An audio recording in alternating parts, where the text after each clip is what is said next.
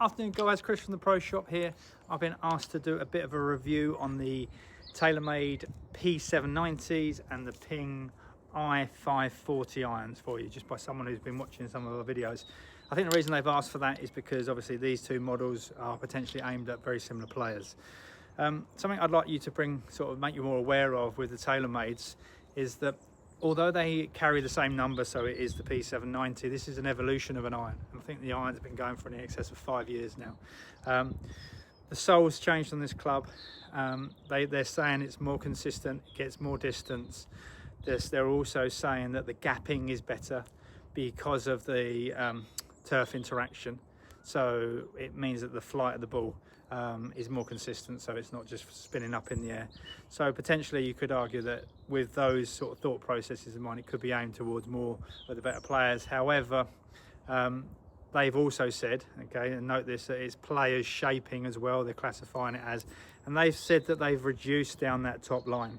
Okay, now I haven't got another P790 to be able to show you to compare it against, but we'll have to take their word for it. But all I can do is compare it to the Ping irons that we're going to show you now.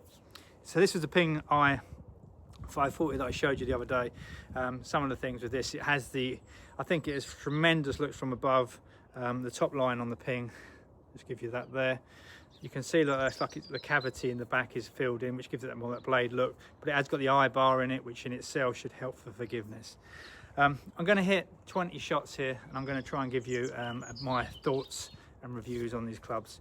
One other thing I would say is I'm going to try and make it a bit like the golf magazines. I'm going to have a look at, I'm going to give it out of 10 for looks, I'm going to give it out of 10 for sound, I'm going to give it out of 10 for consistency, and I'll use the flight scope to try and see if I can check the numbers on that.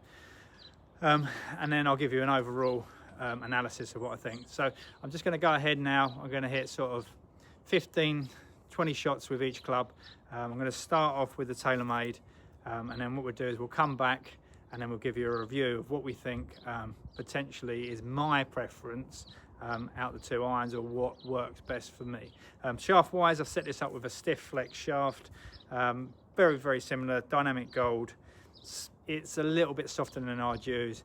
However, from the fitting kits, this is pretty close to the shafts that I might use. So first off, we're going to go Taylormade, almost said Ping, Taylormade P790, so off we go.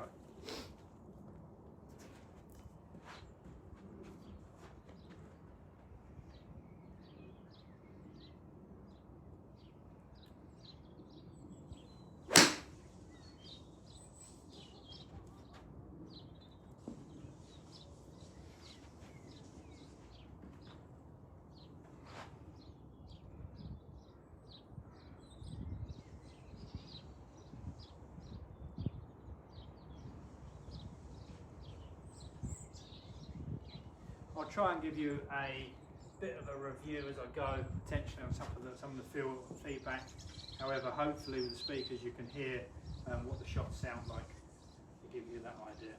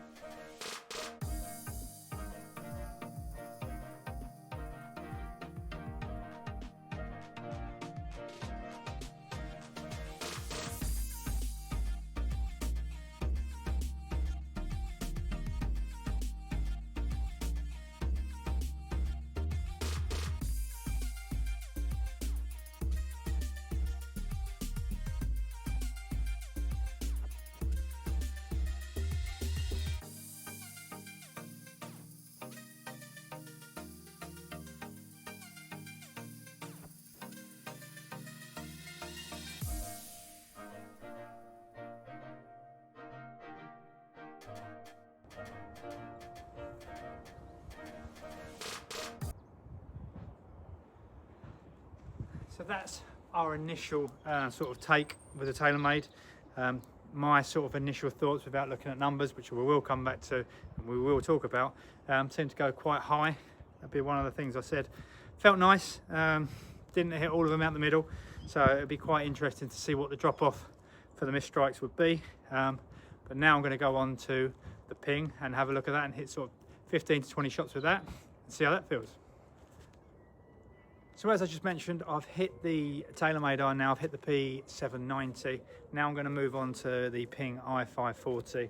I'm going to hit between 15 and 20 shots with this, and then we'll get on to the end bit and I'll give you my overview of how I feel the clubs play in comparison to one another. I think they're both good looking clubs so far. However, I have already said to you, I do like the look of this one over the ball. Let's see how it performs. Just going to move the flight scope over to the ping setting to make sure that we can differentiate between the data as well. So let's have a go at this.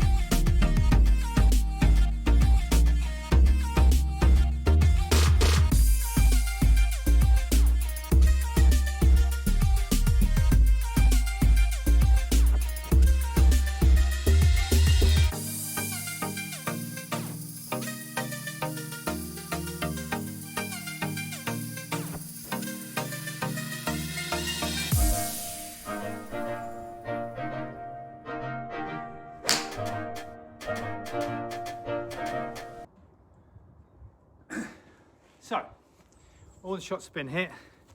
Now it's time to go back and have a look at the data and see what's actually happened, see which one would suit me the best. Potentially there can be arguments for obviously dispersion and obviously for distance, but we'll have a look at both of those and see which one potentially I hit further.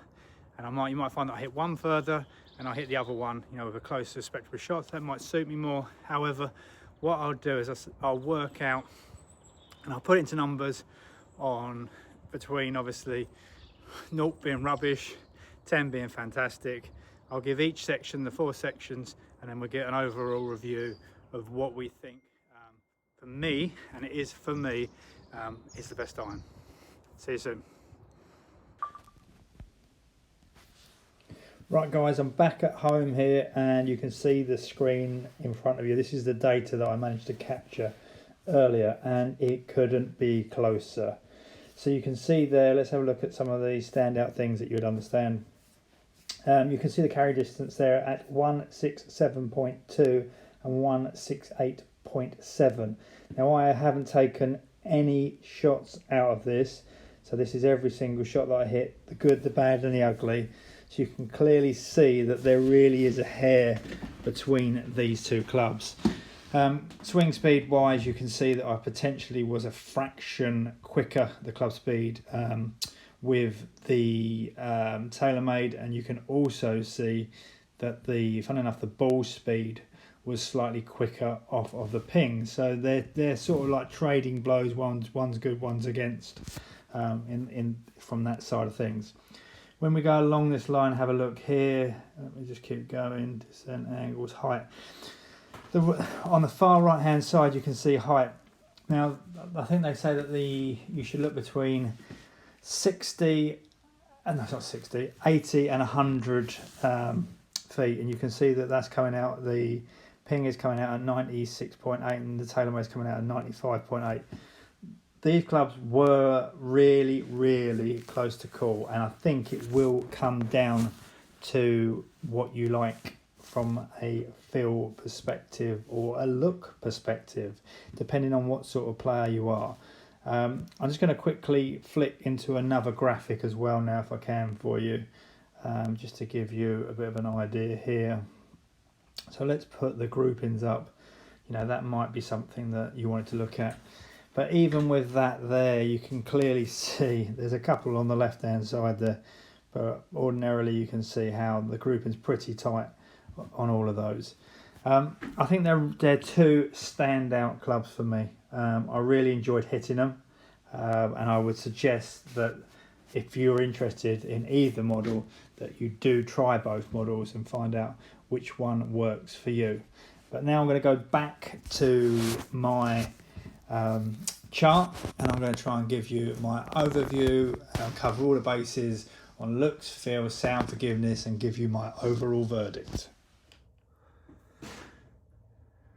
Right guys, I'm back at home here, and I just said to you I was going to give you my overall verdict on these two irons. So let's just remind ourselves what they are. That is the Taylormade P790 and the Ping i540. This has been such a tough one to call. I've written myself a little chart here, so if I had to say, let's go with the Ping to begin with. Let's go on looks. For me, I gave it a 9 out of 10. Reason for that, love the top line and the finish of this iron. I thought it's a fantastic looking iron from above the ball. Thought it would look fantastic. I gave the Taylormade an 8 out of 10, okay. Felt the top line was a little bit too thick. Your argument to that could be perhaps the P770s would have suited my eye a little bit better. So I moved down to feel and sound, okay. Back to the Ping. Let's go back to the Ping. It's got the lead at this moment in time. I gave it an 8 out of 10. I like the sound, however, prefer the softer feel. To be honest with you, the feel of the club, it was nice. It was nice, but it was a lot different, obviously, to my Titleist irons that I've got behind you at this moment in time. So I then went over to the Taylormades and I gave it a 9 out of 10. So they made up the one that they were behind there. I like the sound of the Taylormades as it come off the club. Felt powerful, but you've already seen from the numbers that it was marginal in distance gains. You could throw a hat over those two sets of numbers that you saw. I then went for forgiveness, and I couldn't split hairs, and hopefully you can see from what I've shown you from the statistics that these clubs are really close and should both be considered as possibilities.